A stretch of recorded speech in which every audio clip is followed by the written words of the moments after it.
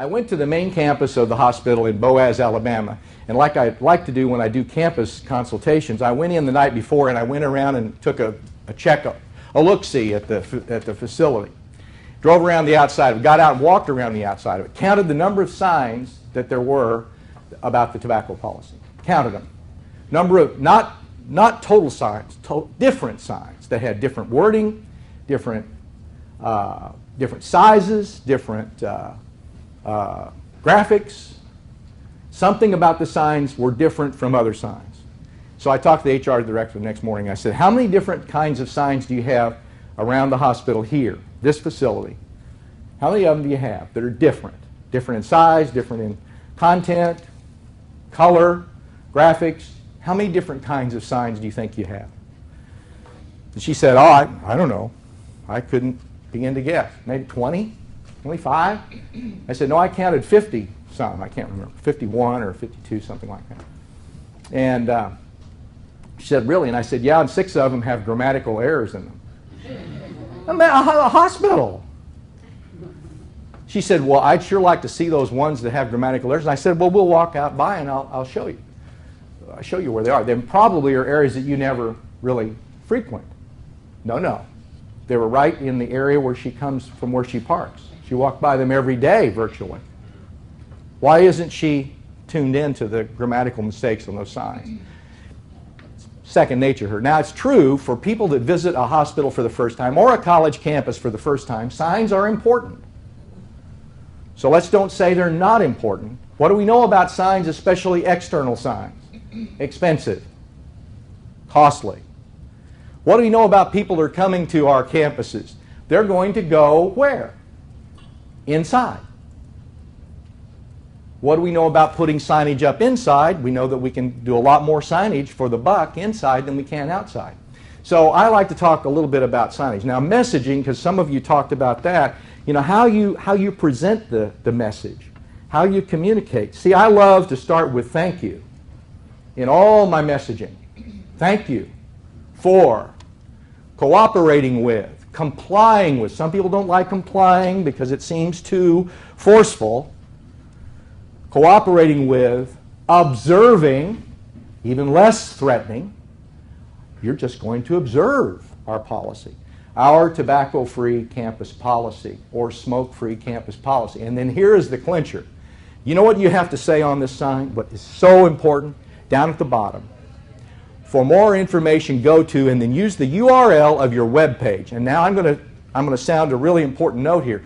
The most important thing you can do on your campus to make your tobacco-free campus or smoke-free campus policy work is to have a well-developed web page.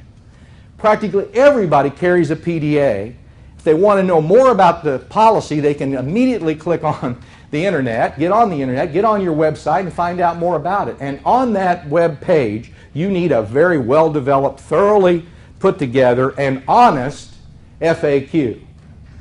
Not an FAQ that's politically slanted in the direction of those who favor the policy. No, that sends the message to anybody who reads that this is more of Big Brother talking here. No, don't give them a powder puff question that you can easily kill with an answer. That undervalues people who disagree with you. Here's the question I like best, the first question on the FAQ on your well-developed web page. It should contain, by the way, the web page should contain your policy, how the policy was arrived at, what the policy means, what the enforcement process is, what the expectations of all members, stakeholders of the campus community are. All of those things should be contained. But on that FAQ, the first question should be, what right are you going to take away from us next? I love it. Because let me tell you what, that's what a heck of a lot of people think. So we better be able to answer that question. Yes, sir. Perhaps a way to attack the problem is through odor. We have our clinical sites, for example, in nursing, have codes that say if an employee comes to work and has a body odor, they will be sent home. Some people come into work and they stink terribly from cigarette smoke. Mm-hmm. This is not tobacco-free, but it's smoke-free. So perhaps with a fragrance, perfume, tobacco, body odor of somebody who hasn't taken a bath or wears clothes that are reek of body odor. Maybe that's a way to approach it, because there are lots of places that are fragrance free or body odor free. And when you look at our partners, the clinical sites, they have all these dress codes and things like that. Maybe we should go in that direction. You don't have a right to pollute the air that I'm breathing while I'm sitting next to you. Well, clearly, the third-hand smoke is the terminology used for the odors that are imparted to clothing and garments and so forth. Can be an issue. No doubt about it. You can look at it and see if you want, how far you want to go with that, and how you want to suss that out on your campus and how important that may be. It may be more important within certain program areas on your campus than it is in others. I know that within allied health programs, you've got to address the idea of how people are going to be expected to dress and how they're going to be expected to handle their tobacco use when they go into the clinical side, and when they go to work in the hospital setting. So maybe for your allied health programs, there's a whole separate kind of approach that might be incorporated. But it's certainly worth thinking about, and it's a great question. Why does it have to be separate if you're sitting next to somebody who reeks in class? Yeah. Regardless of what the type of odor is. Yeah.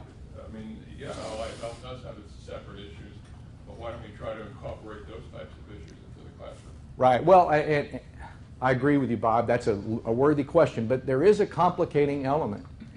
What is your policy going to do about people using tobacco in their cars, on your parking lots?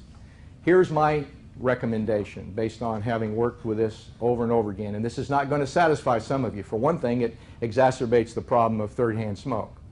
For another thing, it's a slippery slope kind of response. But here's what I have come up with, and the reason I've come up with it is, begin, what's the number one thing that I feel is most important about a policy? Enforcement. You do not have the capability of enforcing what people do in their automobiles. If you start your policy saying you can't use tobacco in your cars, how are you going to enforce that? And I recommend that you don't. I didn't say that. I said in the classroom. No, I know, but if they can leave the classroom and on their way home they can smoke in their cars. Yeah. But they can't. But the next day when they come back to class, they can't bring the. How many people in this room have ever sat in the movie theater and literally gotten up and moved to a different seat because the person sitting right next to you or in front of you reeked from tobacco smoke? I've done that.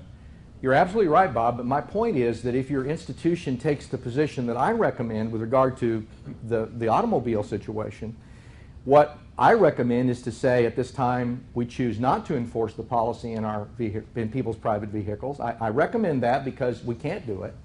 And I'd rather be honest and say that up front than to be saying something that I can't enforce. If that is the case, if people adopt what I'm recommending there, then that means they're pushing people into their cars to use tobacco, which is going to increase their third-hand smoke. And when they go back into the classroom, maybe on the way home it's not a problem, but now they're on a break and then they go back into the next class and it's 10 times worse. There again. So that's, and I'm not saying by any stretch of the imagination that that's what your institution will decide, but understand where I'm coming from. Anything that's unenforceable is immediately going to be known to be unenforceable. And now we're speaking out of both sides of our mouth if we're saying you can't smoke in your cars. Plus, there are legal questions about going into people's personal vehicles and due cause for that.